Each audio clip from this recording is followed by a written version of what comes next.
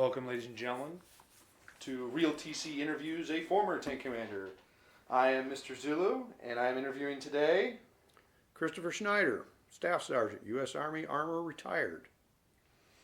So, Chris, what year did you join the Army? I went in on what was called the Delayed Entry Program in January 1975.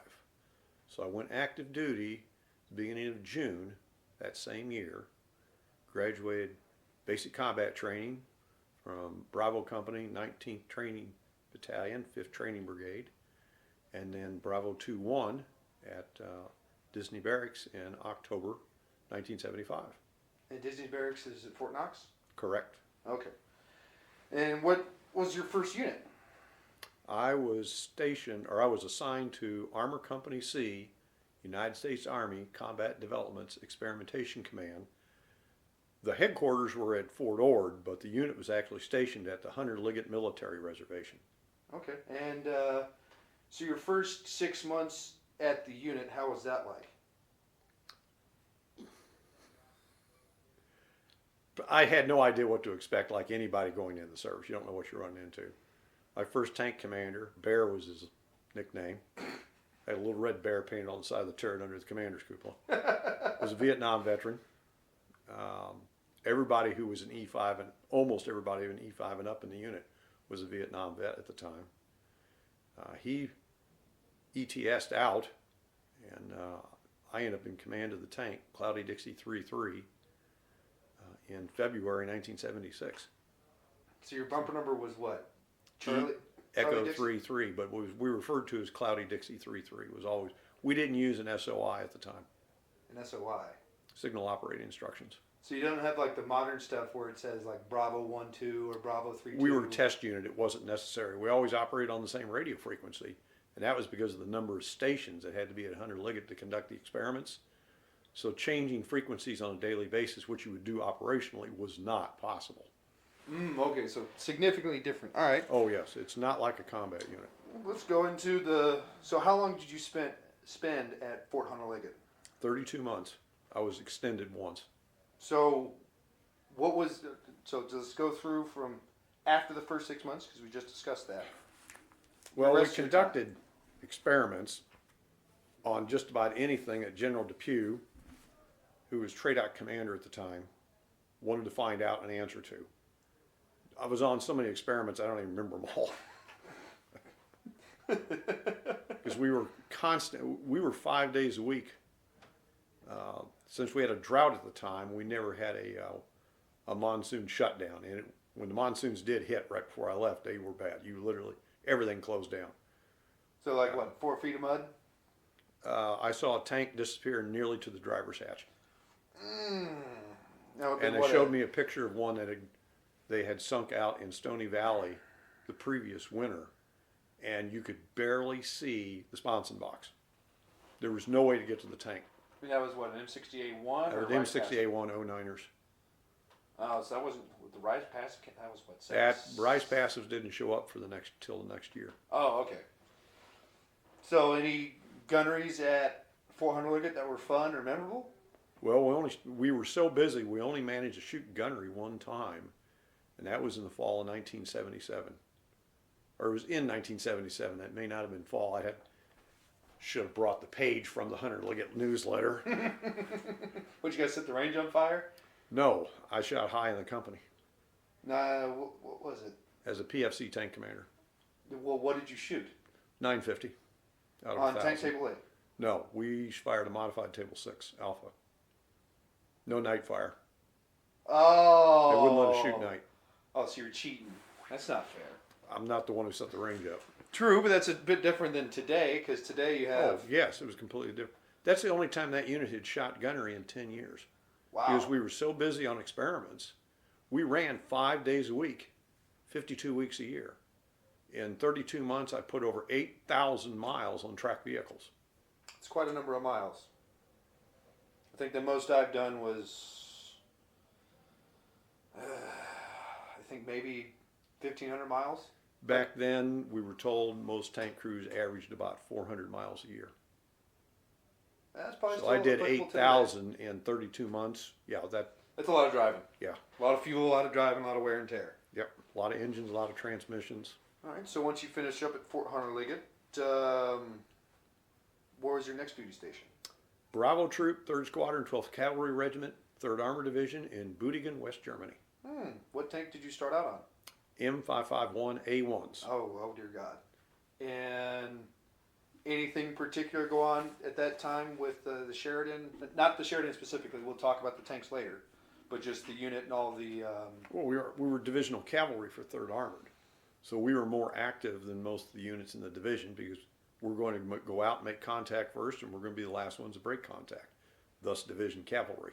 It's not like today. Okay. And then so how long did you have wait, you said you went to Germany in 70, what That was February 1978. Okay. So did you get any other tanks besides that? In January of 79, we turned in the Sheridans and drew M60A1 RISE passives. Brand new tanks. Not rebuilds, brand new tanks. That must have been nice. Brand new, Yeah. brand spanking new paint. Everything's there. Everything's there. And then how much time did you spend on those M60A1s? I ETS'd in June 1979. So you only had a few months on the RISE passive. Okay. And so when you ETS, what did you do after that for the Army? I was out for about 3 months and then joined the Armored Cavalry up in Muncie, Indiana National Guard. So what tank were you on there? Depends on which year. They held the older version initially of the M60A1, the old 09ers. Then we ended up turning a lot of those in because they were doing conversions to M60A3. So they were pulling in all the M60A1s. And we spent most of our time operating M48A5s and M60s, the original Slick 60. And I didn't see an A1 type tank until the fall of 1990, October, beginning of the fiscal year. We were down at Camp Shelby, Mississippi, and we did DET training over to the M60A1 RISE passive. Correction, M60A3. We jumped right over one version. So you went up to the TTS then? Yes, straight to the So 83 thermals. Any, your time during the 80s, was it just normal training for your units? Anything special? Yeah, just preparedness for being deployed to 3 and 4 7th Corps in central part of Germany. Did you participate in Reforger? We did an Autumn Forge, which is the winter version of Reforger. We went over in January 1986. We were over there when the Challenger exploded. It was so warm that after the first 2 days of the operation, they canceled it. A 50-ton tank on a dirt road or across the farm field in Germany at that time of the year, think ruts 3 feet deep and 6 feet wide. And the farmers don't like repairing it, and the government doesn't like paying for it. So we ended up doing virtually nothing at that, and they brought us back in early. So is that the only time you participated in Reforger? No, when I was stationed in Germany with the Sheridans, we were out on Reforger in September 1978. Oh, and so we were there, since we're the home unit, we played the bad guys. We played the Orange Force. Hold on, Chris. For our modern audiences, most people don't understand what Reforger is. Redeployment of forces to Germany. It's in preparation for forces having to move from the continental United States, CONUS forces, to Europe in the event of a major conflict with the Warsaw Pact. Did you think the Warsaw Pact was a major threat? 177 motorized rifle and tank divisions? Yes. A bit different from today. The Russian army is a joke shell of its former self. Yeah. And why do you? So is it just because of the numbers, or because of the tanks themselves that the Warsaw Pact had? It was sheer numbers.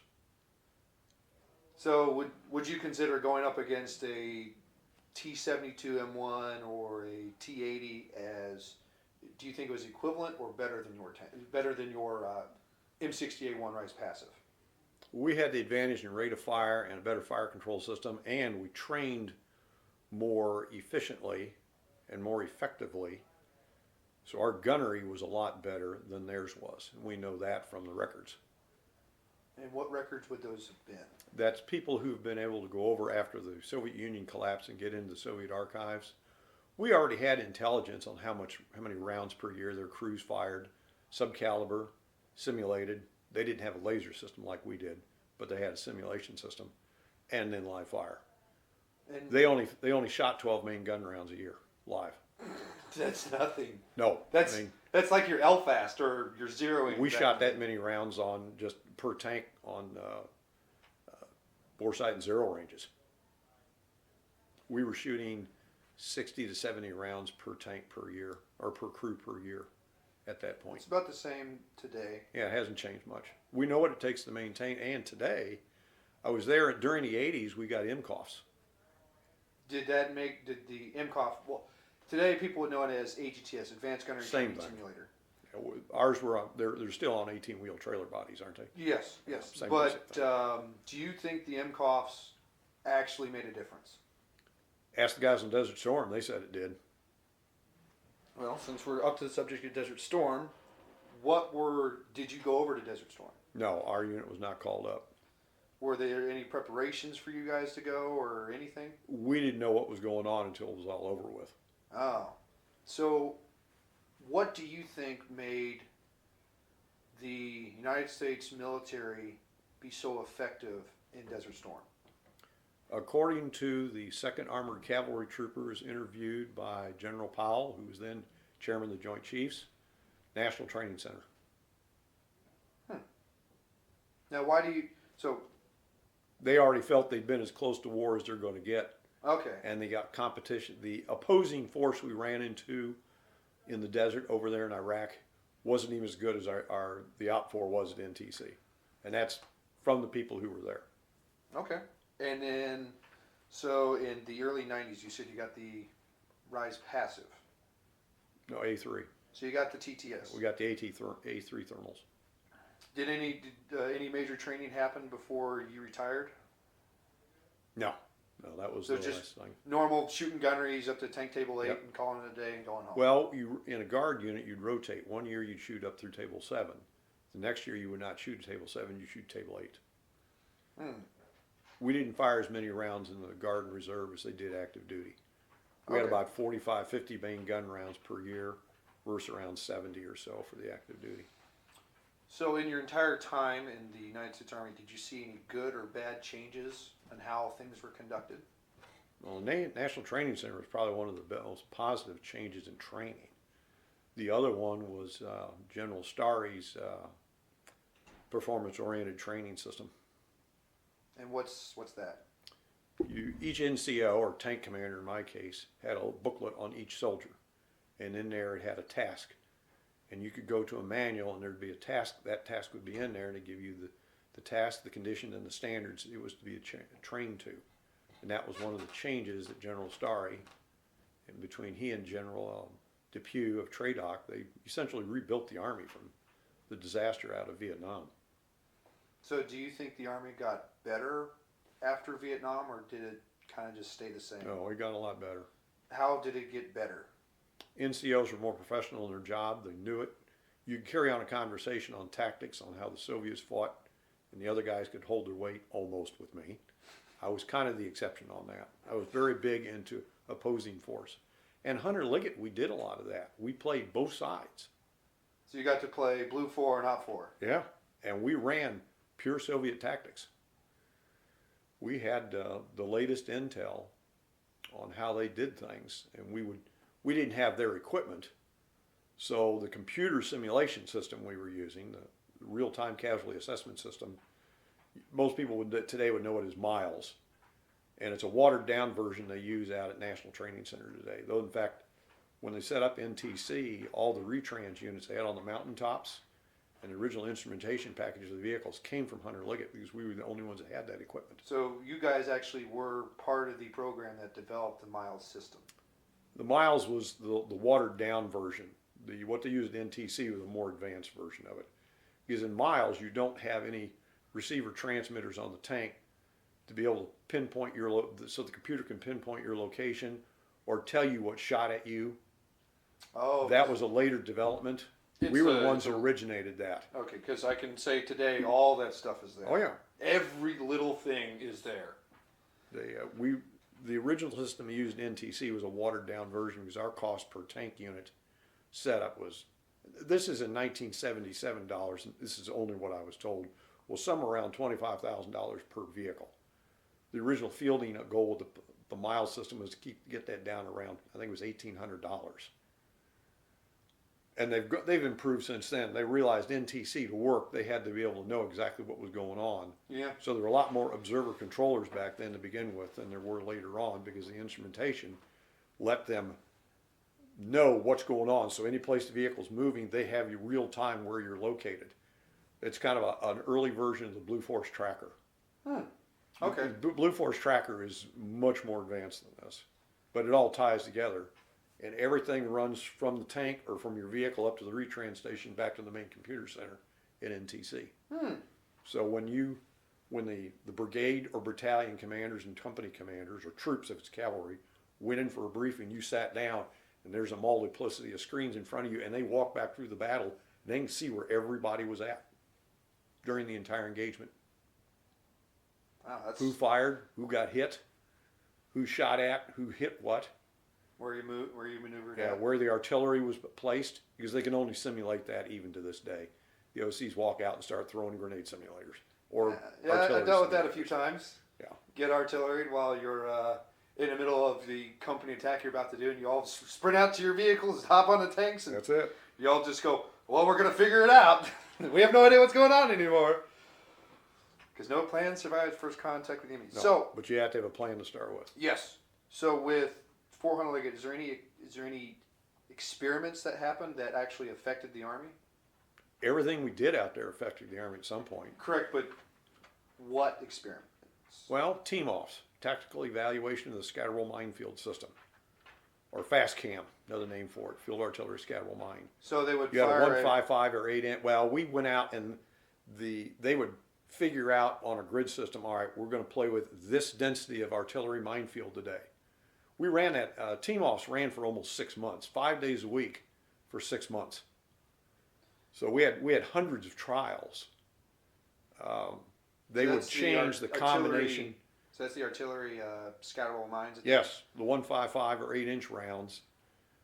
We were simulating the 155s. They would go over and they would eject out the back of the projectile, so that they would come down. And if you ever heard about the great supposed waste of money for the U.S. Army's Frisbee experiment, that's where the scatterable mines came in. Because with the shell spinning through the air, it's imparting a spin to the mine. So when it comes out the back, it's spinning. So it lands almost right side up every time. And with the way the charge, because it's a self-forging warhead mine, it could blow either way and still do damage. Wow. It had an impact, an impact. So you've ran over to go off, and it had a magnetic influence fuse. So we ran trials with different minefield densities. The defending force was always 2 Dragon teams, a la 82nd Airborne guys, in their camouflage and green berets. Now, this is back in 1976. It's not like the Airborne guys today. Then we had 2 M113 tow tracks, the old tows, which probably nobody out there has ever seen, unless you look up the really old pictures. And then we had 1 defending tank. Never more than 1 defending tank. And it was amazing how that 1 tank would get 50% or more of the kills every trial. Now, why do you think of it? Now, why do you think that? Rate of fire. A missile system, once you launch that missile, you have to track that target till that missile gets there. If you break tracking, you lose the missile, you don't kill the target. The tank, fire and forget. Either you hit it or you didn't. That's it.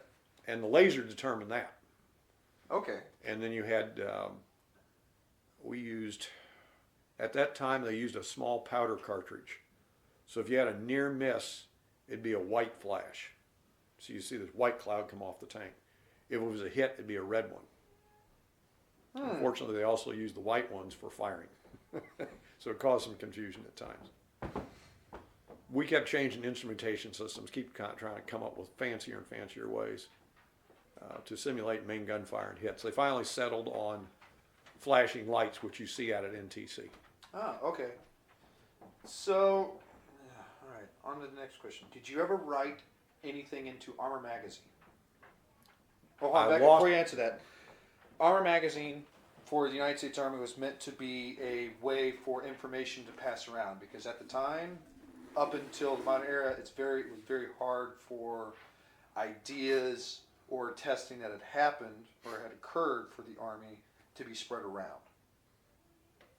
So, did you ever write anything for Armor Magazine? 20 times or so.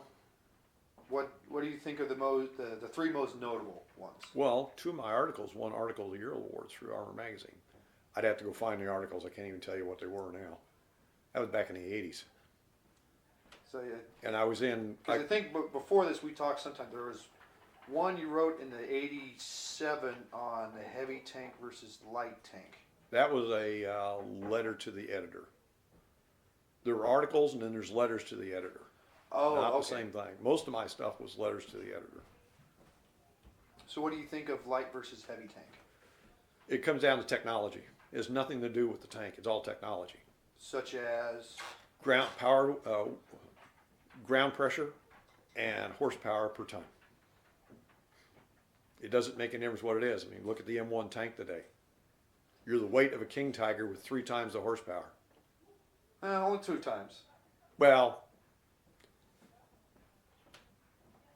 before they tuned the engine down, yes. Remember, they stood the engine down Oh yeah. to make that's them right. last longer because That's right. the original blocks were not strong enough to hold, to last long enough. They had too many block failures, and that would lead to piston failures. Okay. Yeah, because They turned me I down. I guess think it was we'll talk 500, about yeah. tanks now. So your first tank, the M60A1 09er. What do you think of it? At the time, it was a great vehicle. It was the standard tank in the United States Army when I went on active duty in June. Well, when I got to the unit in November 1975, the 09ers were the most common vehicles out there. So what on an so compared to a modern M1A2, like how far behind do you think it was? About the same difference as an M4 tank is compared to the M60A1 09er. It was a 'Cause, considerable improvement. You had an optical rangefinder that out to about, say, 1,600 to 1,800 meters, and depending upon your eyesight, possibly 2,000, you had a really good chance of getting an accurate range on the target. So past 2000 was kind of a scientific wild ass guess. Well, the problem is if you ever used a coincidence rangefinder, you've got a real image and a ghost image. When the further that thing gets out, the smaller that target looks, and it's a 10 magnification optic. It's pretty good, but when you get past 2,000 meters, seeing that ghost image on that real image, because it's all having to do with the alignment of those two images, gets really problematical. Because the rangefinder is limited, the accuracy of the rangefinder is limited by the capability of the commander's eyes and the basis, which is the distance between the two eyepieces. If you had a 10-foot base, you get more distance, you get more effectiveness. Like But it the would be turret- on a battleship. Yes, which is where coincidence rangefinders came from originally. Okay. Those are naval rangefinders. So the stave system on the M60A1, were you able to actually effectively fire on the move, or is it just The there for? 09er had no stave system. Oh, That's the JJs. That's the next generation tank. And when they went to the JJs, you not only had a 2-axis stabilization, so the turret's stabilized in the horizontal and vertical plane. You were limited, depending upon the terrain. If you weren't bouncing too much, you were okay up to about 12, maybe 14 miles per hour. If you started getting on bumpy ground above that, you got a lot of sight vibration. mm-hmm. And since you were slave to the main gun, the sight was not stabilized. The gun was stabilized. The gun and turret was stabilized. Completely different concept from World War II, where they stabilized, or similar to World War II, but they were only stabilized in the vertical plane on the M4s. You can do some shooting on the move if you had to, but based on my experience with the JJs, I probably wouldn't try it beyond 1,000 meters. To have an effective first round hit. Yeah, and that's what it comes down to. You're going to be fighting. We were always planning on we were planning on fighting outnumbered 10 to 1. Because in the critical sector where they were going to mass, they were going to have you outnumbered by around 10 to 1. Sometimes as high as 20 to 1. So in the fold gap. Well, wherever the center of their gravity of their attack was. Foley was going to have to be a main effort because it was one of the few low places, or relatively smooth places in Germany, although smooth is a relative term if you've ever been to the Fulda area. It's kind of like southern Indiana. It's a bit up and down. Yeah, yeah.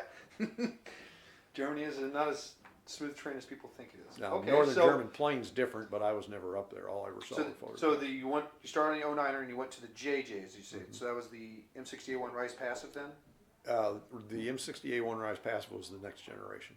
Well, you could have an M60A1 RISE, Oh, which that's came right. out after the JJ, because the RISE had the is the new engine. new engine. I think better. They bored the pistons out, so you now went from 750 to 930 horsepower, and they redid the wiring harness on the engine so that you could remove the engine a lot easier.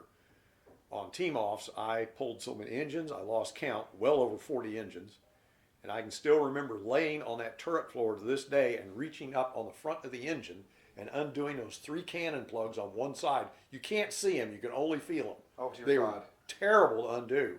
They moved all that up on top of the oil coolers for the RISE. So it made pulling a RISE engine, you could pull a RISE engine out in 15 minutes. Wow. The other one, it took about 25 minutes just because you were fighting with the cannon plug so much. Because I know pulling back on an M1, like they're all You guys right are there. about as fast as a RISE tank. It's about 12 minutes. If you practice a bit. Well, yeah. I think the biggest time with an M1 is just getting the pack out of it. Everything else is easy because there's no connections on the That's bottom of the tank. on the M60A1 RISEs, that's the way it was too. Once you get them disconnected, all your time is lifting it out. And we virtually never had a 5-ton record, which is really the easiest way to get the pack out. We're always having to use an 88. So you've got to raise it, move the 88 back, go readjust where the grill doors are at, then move the 88 back a little bit, then move the grill doors again, then they can lift it up high enough, they can back the 88 up, Oh, and you would set it down on the rear It's a bit deck. different than M1 because M1 you take the top deck off, you set up Yeah. the 88 sets it off to the side, then they're able to pretty much just as the 88's backing up, they're able to pull the pack out at an angle. Yeah. Our And there's grill no doors- playing with anything. The grill doors were always an issue because you got to have them all the way closed to get the 88 in close enough. So as he would back up, you'd have to stop the 88 and somebody's got to reach in there and pull the doors wider apart. Because you don't want to get anybody between the 88 and the 60, obviously, when you're moving, because that's dangerous. Yeah, two 60-ton And there's vehicles. there's no safe place to sit on the front of an 88 and pull the doors back. Though I saw it done a few times. Big no-no.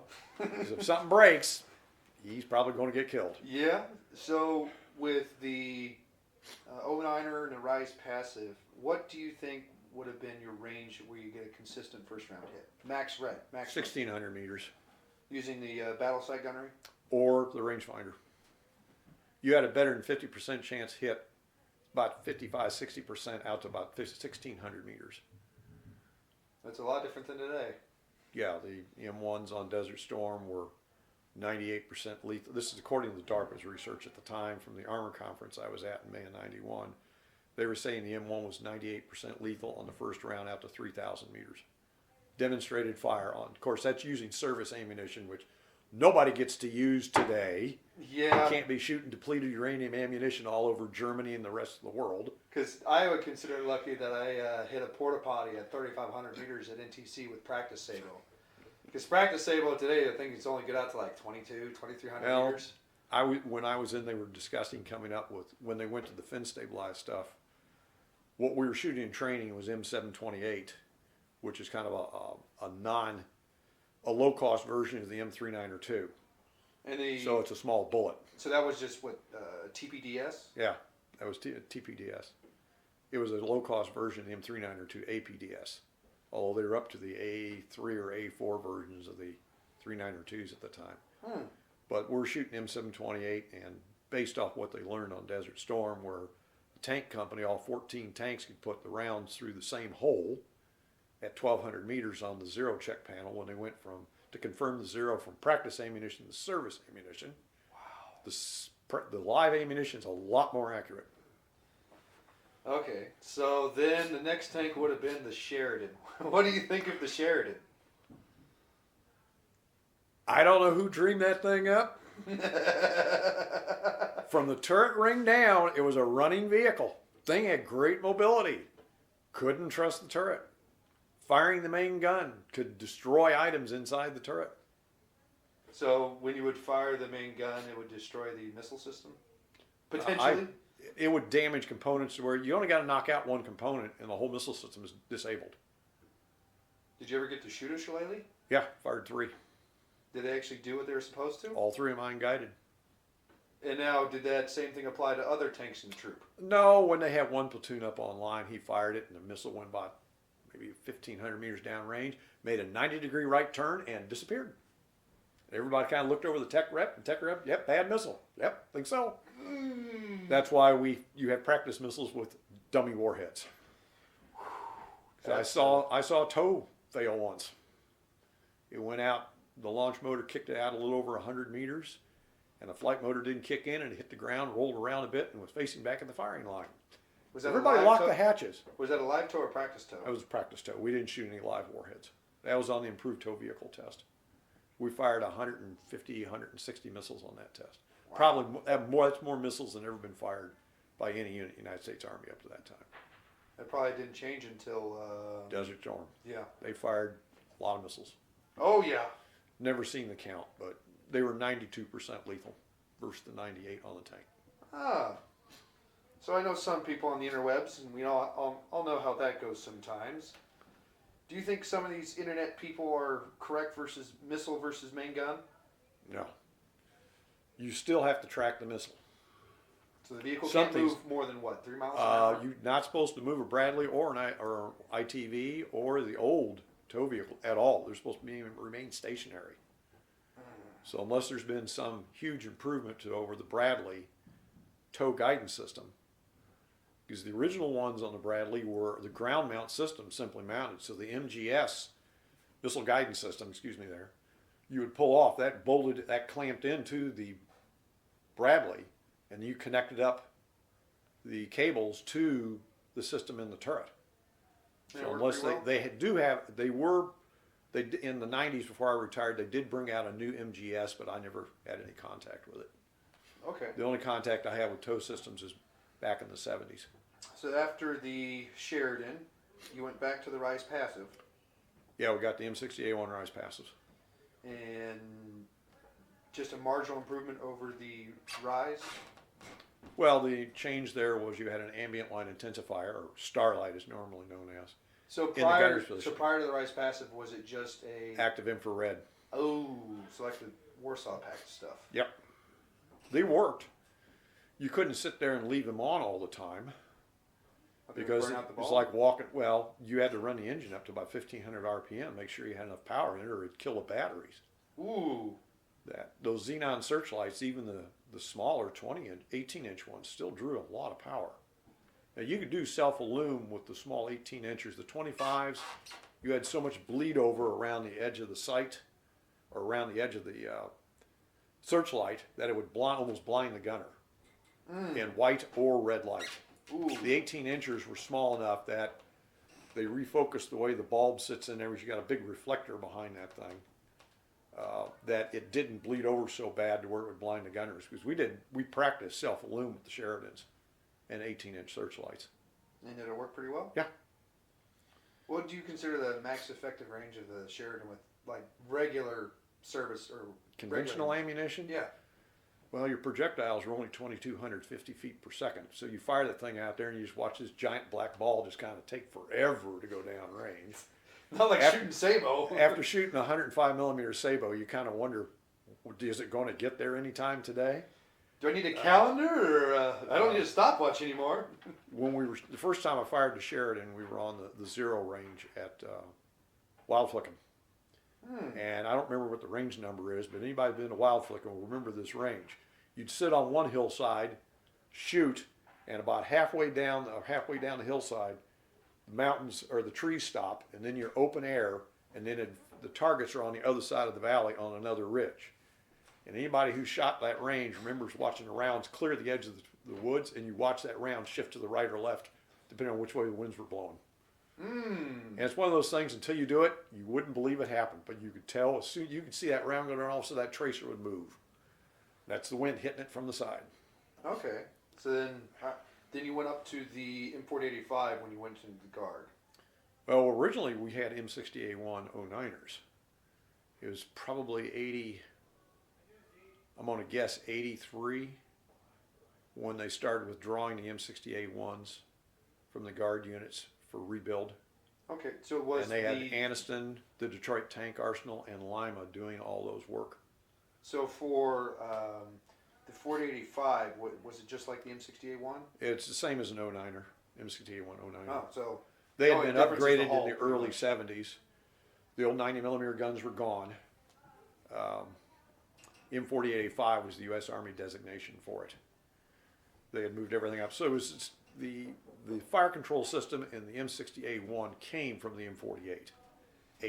Mm-hmm. Because the original M48s used the same fire control system as the M47 tank to include the stereoscopic rangefinder. Oh, But part of the issue with that was training the crews, and I can never find it. Someplace I had a letter to the editor from an Armor magazine from a guy who started out on the M47s, and he had all kinds of trouble with the rangefinder. Somebody told him the trick to making it work. Then it worked all the time. It was known as flying the geese, and the key was ignore the geese. So you'd have to go talk to the German tank crews who were on Leo 1s because they used the same rangefinder, essentially as what we had on the M47s. so the M47 had the rangefinder and a gunner station, if I recall Yeah, correctly. and the ballistic solution was built into the rangefinder. So when you range the target, the ballistic drive automatically input the range into the gun. Oh, that's pretty smart, because on the M60A and M60 series, it's not that way. No, if you read King of the Killing Zone, and I'm working off memory here, so I might mispronounce his name. I think it was a Dr. Lett, is the one who redesigned it. And what they did is they came up with a separate ballistic computer, the M13, and there's a couple of variations on that. Moved the rangefinder back into the commander's position, so all the gunner's got to do is aim. So the commander would range the target, and as you range the target, there's a mechanical input shaft from the M17 rangefinder into the M13 computer. You have two range dials in there, one that's on the rangefinder, the other one's for the ammunition. As you put the range in, you would hear the computer whiz, and you'd hear the ballistic drive move, and it would reset the elevation for the main gun as you change the range on the rangefinder. Oh, See, the gunner did not have to induce range, but he did have to set the ammunition, which if anybody's ever used an M13, you remember reaching under your right arm, grasping that silver handle, twisting it till it locked, and then pulling it in and out till you hope you got it on the right ammunition. Then again, there is the guy who indexed or put HEP in with had HEP indexed with a sabot loaded. and you get a moonshot. Yes, it would clear the range fan completely.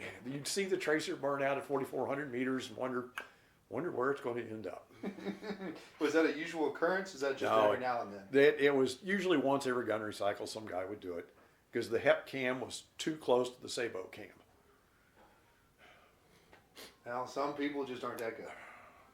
Mistakes happen. Yeah, so the next tank would have been the TTS, right?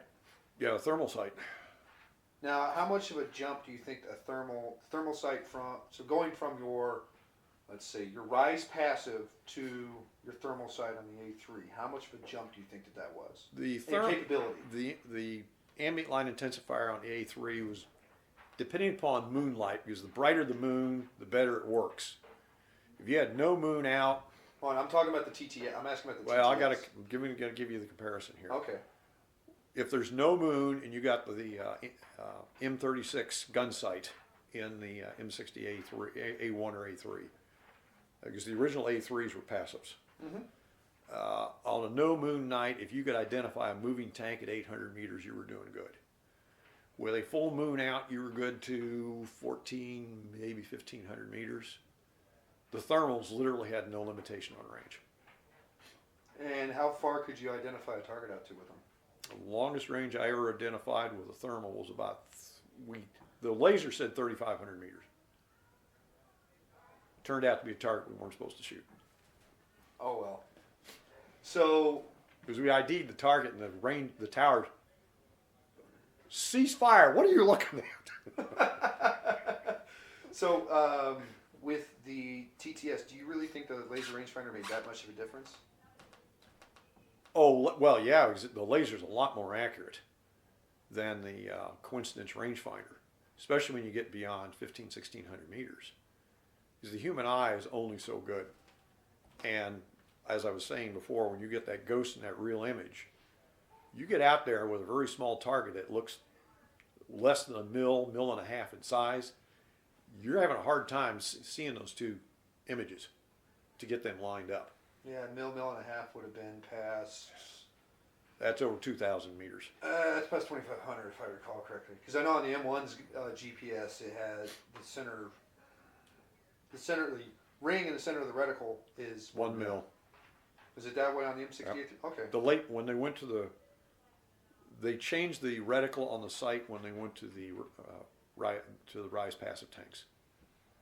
The early ones had a crosshair. Everything before the RISE PASSIVE had a 1 mil, 2 mils total, 1 mil per leg crosshair. Then when they went to the next generation site with the RISE PASSIVE, it was the circle with the dot in the center and then the 1 mil lead lines all around it. Oh, okay. That's when they did that transition. Because my old gunnery manual still has both in it, depending upon which tank we're dealing with. So we had to train for both in the Guard because we never knew what we would draw our tanks wherever we went. They weren't necessarily our tanks; they were the Army's tanks. Because we had some tanks at Grayling, some tanks here in Indiana, and we had some tanks overseas. Oh, wow. In Conquest, pre-positioned equipment. Okay. So that concludes the TTS. So the M1, since you were in the Army at that time, of all the armor conferences, what's all you saw about it? The non-classified part. In May of '79, I was back here for the armor conference from Germany, getting ready to PCS out, or ETS, excuse me, ETS. And we got the non-classified briefing on the 10 test beds, what they call DTOT2, which is 2 different tests being simultaneously operated. So the first 10 prototype M1s with the 105 guns were out there. So we got to see pictures of the survivability trials where they took one of the 10 tanks, pulled the crew out of it, fire actual Soviet munition of some sort, because they used different types of ammunition. Then the crew would have to go back out, remount the tank, and if it was operational, they'd then drive, I think it was a 1 mile racetrack course, and there was a target out there they had to engage with the main gun. And I think they also engaged with the coax. That's been a few decades. But of all the trials they did, there were only 2 where the tank was not immediately operational, but the crew was able to effect a repair, get the tank running, because they couldn't have anything higher than second echelon maintenance. So they couldn't do any major rebuilds. So it was just crew level repairs? Yeah, crew level repairs. And I think the one case they blew a track off or hit an idle wheel or something, and they ended up short tracking the tank, which you can't do on an M60 because of the hull design, because it's a boat shaped hull. The track would hit the hull. But the M1, they were able to short track it on the one side and still drive that tank out and still hit the ground and shoot the target. So, do you think, from everything you saw on the M60s, do you really think that the M1 was that much of a jump? Oh yes, yeah, just from a survivability perspective. Any of those rounds, if they'd hit any model of the M60 tank, that tank would have been toast right there. Because the tank, when they left it out there to be hit, had a full load of ammunition in it. The tank is 100% combat ready at the time when they did the firing trials. Wow. There was no games played. I don't know where that footage went, but it's astonishing to watch. And they had released it. This was a totally non-classified briefing. So it wasn't even CUI, wasn't it? Wow, that's surprising. And what we didn't know is what they were shooting at each time. That they didn't tell us. Now you could tell by the impact on the tank, that was a shaped charge or that was a kinetic energy round. That's all. You had no idea what their simulation was beyond that. Because that weapon was not in the view. The camera view was just of the target tank and maybe a little bit of ground around it. So it was interesting to see the flash and impact of the ammunition on the tank. Do you know what distance they were shooting at M1 at? No. Keep in mind when you're doing tests, you don't use the actual distance. You reduce the powder charge on main gun rounds. Missiles, it doesn't make any difference. Yeah. In fact, they could have actually statically fired shaped charges and it wouldn't make any difference. They were doing that back then. We did one of those at Hunter Liggett. I was not on that experiment. They just mounted on a platform up against the target wire it back out, and the guy remotely detonates the shaped charge. Because for our purposes, it doesn't have to, we don't need the impact force. We're just simulating the Were hit. you able to talk to any tank commanders or gunners that were on M1s that came to your guard unit? From time to time, we'd get guys in who were, but I don't remember any of them. No, I'll take that back. Not an alpha troop. We got guys who'd come off active duty. In fact, one of the guys would have probably been 92. He had just come into the unit. He was being posted to the scout section, not in my platoon, it was one of the other platoons. And I watched him, as soon as he pulled his gear out, he whipped out a roll of vinyl electrical tape from his back pocket. What is this guy up to? And he started to tape his gear together. Said, this guy knows what he's doing. Turned out he was on the M88 at 73 Easting that recovered the Bradley that got hit. When the tank commander and the gunner were paying more attention to figuring out why their coax was jammed rather than watching that they were under fire, and it took the Iraqis 7 shots to finally hit his Bradley. He did not survive. That was the only Bradley lost to enemy fire at 73 Easting the first night. The first Next day, the rest of the 7th Corps passed through 2nd Armored Cav. Well, this was great, Chris. Until next time, thank you, ladies and gentlemen. Hopefully you guys enjoyed this interview with retired Staff Sergeant Chris Schneider. There will be more. I'll send you